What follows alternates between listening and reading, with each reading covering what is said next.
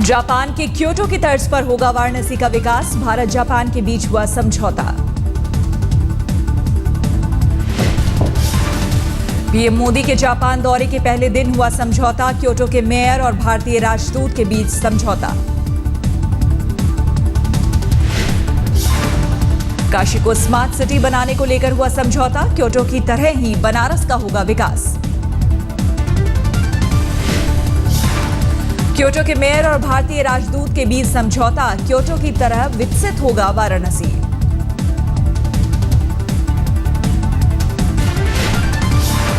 भारत और जापान में एमओयू पर हुआ समझौता, समझौते के वक्त प्रधानमंत्री मोदी भी मौजूद।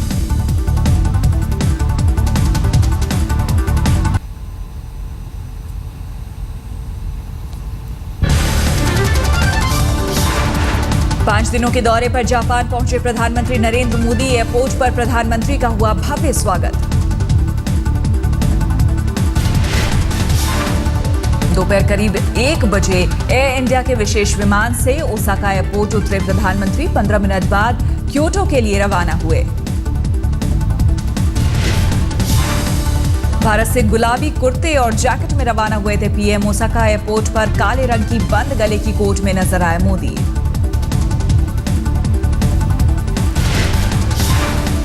आज रात क्योटो में ही रुकेंगे प्रधानमंत्री, कल क्योटो के प्राचीन तोजोदी मंदिर जाकर करेंगे पूजा। तोजी मंदिर के पुजारी ने आज तक से कहा, करीब 40 मिनट तक मोदी का मंदिर में रुकने का कार्यक्रम।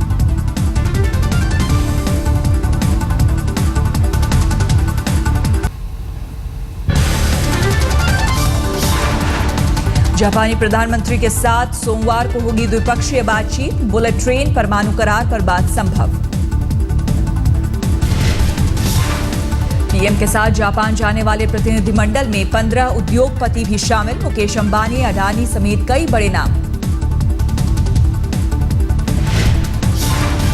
मोदी का जापान से पुराना रिश्ता, गुजरात के सीएम रहते 2 बार कर चुके हैं जापान की यात्रा। 2007 और 2012 में जापान गए थे मोदी, जापानियों की मेहमान नवाजी ने जीता था मोदी का दिल। प्रधानमंत्री मोदी के दौरे को लेकर जापान में भी उत्साह, दोनों देशों का आपसी संबंधों को और बेहतर बनाने पर जोर।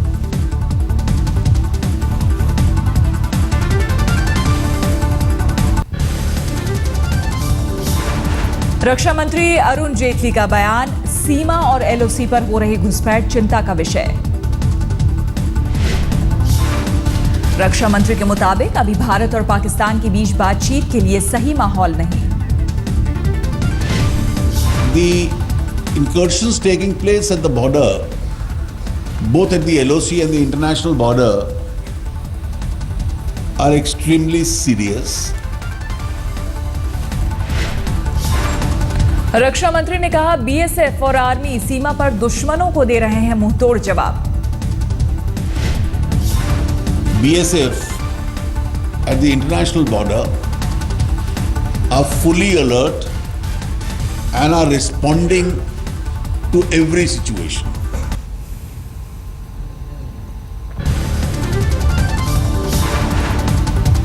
मोदी सरकार के 100 दिन पूरे होने पर रिपोर्ट कार्ड जारी, वित्त मंत्री अरुण जेटली ने कहा, महंगाई में कमी आ रही है।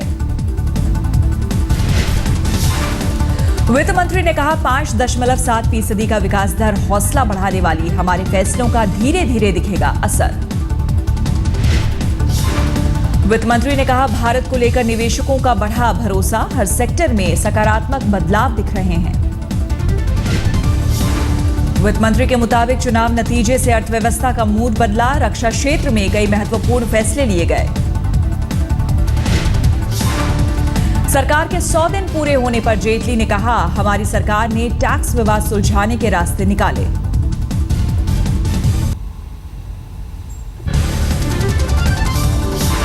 कोल ब्लॉक आवंटन मामले में उद्योगपति कुमार मंगलम बिरला और पूर्व कोयला सचिव पीसी पारक को क्लीन चिट। सीबीआई ने पटियाला हाउस कोर्ट में दाखिल की क्लोजर रिपोर्ट, कहा, हिंडाल्को और सरकारी अधिकारियों के खिलाफ गड़बड़ी का कोई सबूत नहीं मिला। दिल्ली की एक अदालत ने शीला दीक्षित पर ठोका 3 लाख का जुर्माना, मानहानि के एक मामले में लगाया जुर्माना। कोर्ट में पेश नहीं होने पर शीला पर लगा जुर्माना। शीला ने बीजेपी नेता विजेंद्र गुप्ता के खिलाफ किया था मानहानि का मुकदमा। साकेत कोर्ट में शीला को पिछले साल दिसंबर में ही पेश होना था। अदालत नहीं पहुंचने पर कोर्ट ने लगाया जुर्माना।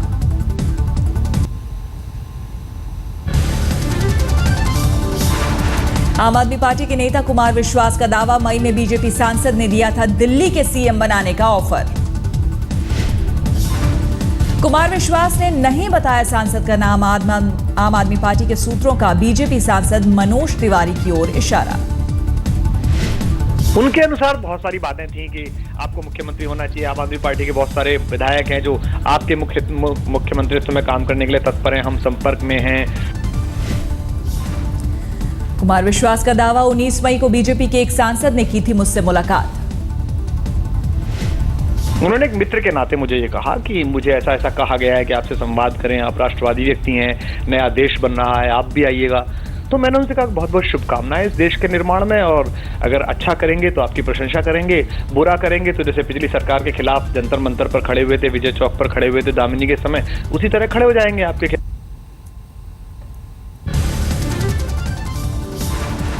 कुमार विश्वास का दावा, मैंने ठुकरा दी थी पेशकश, केजरीवाल को बताई थी ऑफर की बात। कुमार विश्वास के मुताबिक बीजेपी सांसद मुझसे मिलने मेरे घर आए थे। कुमार विश्वास का दावा, बीजेपी सांसद ने पार्टी में शामिल होने को कहा था। विश्वास का सांसद का नाम बताने से इनकार, लेकिन बोले मेरा दोस्त है बीजेपी का सांसद।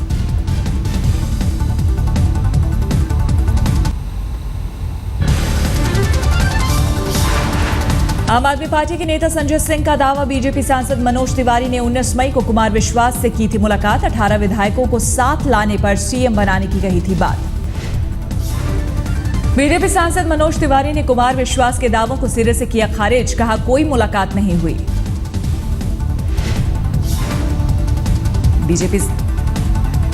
बीजेपी सांसद मनोज तिवारी ने कहा मेरी इतनी हैसियत नहीं है कि मैं किसी को सीएम बनाने का ऑफर दूं।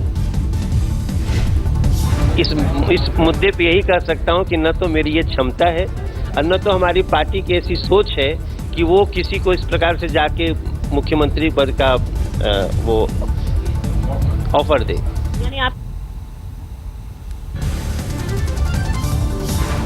बीजेपी सांसद मनोज तिवारी ने कहा कुमार विश्वास से पहले थी दोस्ती, लेकिन विचारों में मतभेद के बाद अब दोस्तों की तरह नहीं मिलते। हम लोग मिलते रहते हैं, लेकिन जहां तक ये विवाद की बात है तो न तो मेरी क्षमता है किसी को मुख्यमंत्री पद का ऑफर देने का, और न तो मैं ऐसा कोई बात कर सकता हूं किसी से। कांग्रेस ने आप पर बोला हमला, मुकेश शर्मा ने कहा आप जनता की सेवा करने राजनीति में नहीं आई, उन्हें सीएम और मंत्री पद चाहिए। और आखिर उनके मुकेश शर्मा ने कहा दिल्ली की मौजूदा हालत के लिए पूरी तरह से आम आदमी पार्टी जिम्मेदार।